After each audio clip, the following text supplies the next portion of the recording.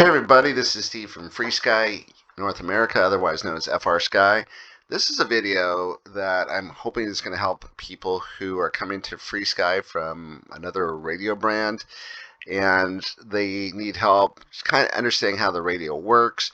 I want to do this without getting into the weeds so much so that this is something that you just can comprehend, hopefully have an epiphany moment, and then be able to take on this new and exciting operating system and really move forward with it. Essentially, this is a graphic user interface operating system, and we saw, the PC go from something that was MS-DOS based to something that was Windows based. When we started using the graphic user interface, things got better. A lot more people owned PCs and used PCs, and Macintoshes were the same thing. Inactivity for long time. Ooh, it's mad at me now. But what happened with the phone, I think this is more recent, which in 2007 the iPhone came out, and that really brought the cell phone, which was a telephone and a texting device, to something that was essentially a mobile computer that had unlimited amount of things that it could do. You could shop on it, you can check your flight status, you can amortize a loan, just a gazillion things you could do with your smartphone. You were always in touch. It freed us up from our office to be able to help us be functional when we're out and about. Anyway, what I'm looking at as far as the radio transmitter is the radio transmitter unfortunately has not made that transition until now. Yeah, there's been a few radio transmitters in the market that have taken the old what I call menu-driven system, which is essentially, we'll say something like system, or we'll say something like model. And then what you can do is you can touch on it, and instead of scrolling through with a pad or something or buttons, you can actually just touch the screen. But that's not quite the same thing. Ethos is essentially streamlined. It is simplified so that it can do a lot more, just like a smartphone does. So the whole smartphone icon mentality is brought into Ethos. However, when I say this, nothing else really has changed about it, as far as a lot of the things, nearly everything you're used to working with is here. So I did mention that you had a model folder and you had a system folder. Well, look right here. You have system and model right there, or these icons are system and model. So when you click on the model, for example, the system folder, I should just mention, that does things like change the brightness of your screen and change the volume.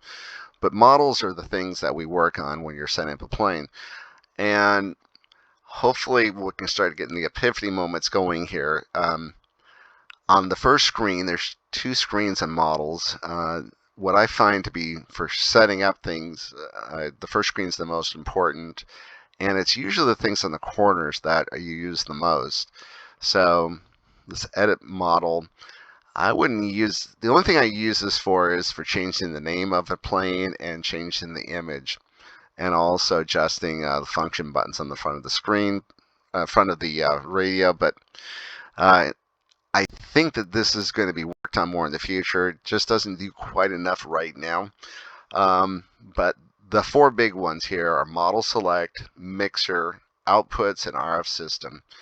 And essentially what you do is you go into model select.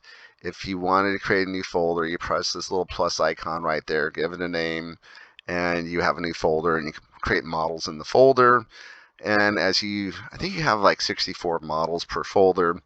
And then as you add more folders, this gets scrunched and scrunched and scrunched to the point where you really need to have a garage sale because you own too many planes. But again, this graphic user interface, this is the wizard.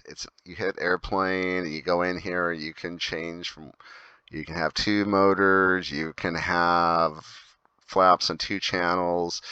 You can set up a traditional tail, and you go through it, you give it a name, select a photo.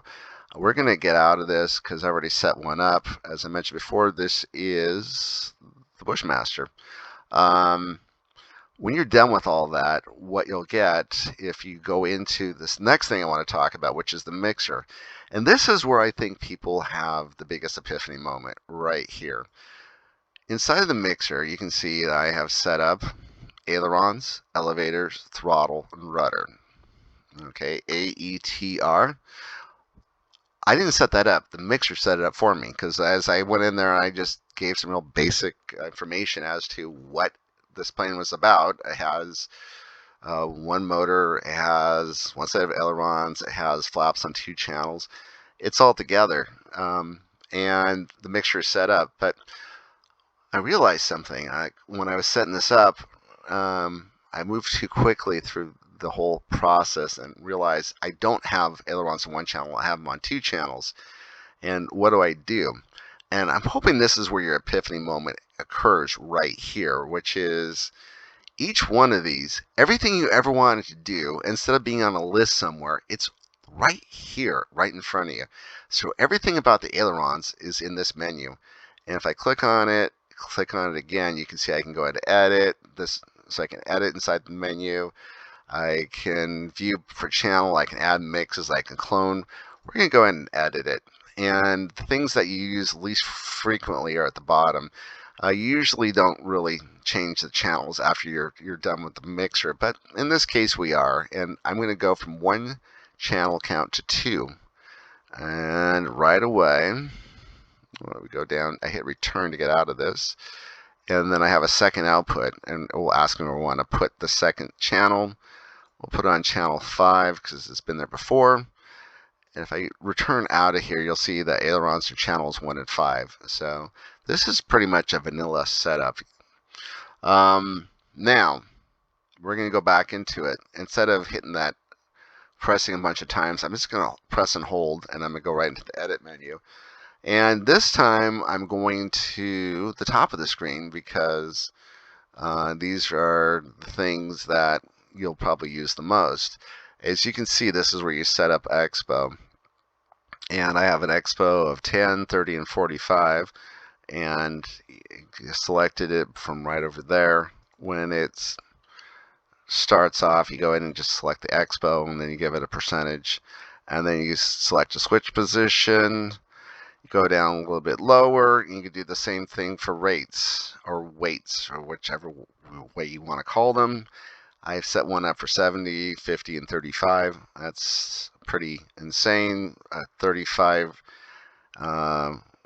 weights, that means these ailerons are hardly moving, but you get the point.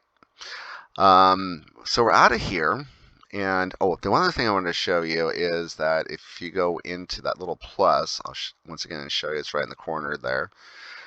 You got a bunch of really interesting and very useful canned mixes that you can work with. Of course, the first one is usually the most important one. This is, if you were to use this one and put it in the last position, it's a free mix. Go in here, give it a different name. I can use a source. I can put it on a switch. And then I can go down like we did before and assign a channel to it. 1 channel, and you pick a free channel. Channel 8, for example. And what you would do is, after you gave it a name, I would call this landing gear, for example, and then I would give it a switch, and then that's how you set up landing gear. So the mixer, so essentially what happens is your input and your mixer are all inside of here. And again, we're working on 1 control surface at a time. So you can set up your channels, number of channels, you can put your expo, and you can put your dual rates in there, or triple rates as the case may be. But once you're done with that and the plane's all plugged in, what do you look at next? Well, maybe you're looking at one of the left ailerons going the wrong direction. So that's channel 1. How would you fix it? You go in there, and you would just, normally it'd be a normal, you switch to inverted, and then that would be fixed. If you wanted to go into subtrim, you go back in there again, And subtrim, you can change this amount so that the control surface lines up perfectly, so you got a really perfectly set up plane. And this is something you can easily do at the field. Again, the whole idea about graphic user interface is it makes the whole process of navigating through everything easy. The only thing we didn't talk about is probably the most first things you want to do, which is actually register and bind the receiver. So you get a receiver. The state is usually off. You have to turn it on, and then you have to go through and register. That's you hold down the registration, what was known as the bind button, and you plug it in. As Register. First you hit that register, and you hit push the registration button, plug it in, and it comes up with a name. You'd say, oh, it's an Archer receiver. Register. And you hit register. You'd select this twice, registration, okay. And then what happens is, when that's completed, this owner registration ID is branded onto the receiver. And it's actually kind of important because these receivers look for that owner registration ID when it comes to what's being transmitted. It's looking for that passphrase. And if it doesn't see it, it ignores the signal. Then when you want to bind something, you would just hit bind. And all you have to do is plug it in. You don't have to press anything. Select it, binds OK. Now we have a bound receiver. So that's essentially everything when it comes to the plane. It's setting up a model. But you can see that it does everything that you expect it to do. It's just the way you go about it is different. And once you get used to it, you're going to move through this so efficiently that you'll ask yourself, how did I ever do this before? This is just great. So thanks for watching. Feel free to write me if you have any questions. I can be reached at steve@FrSky-rc.com. Thanks again.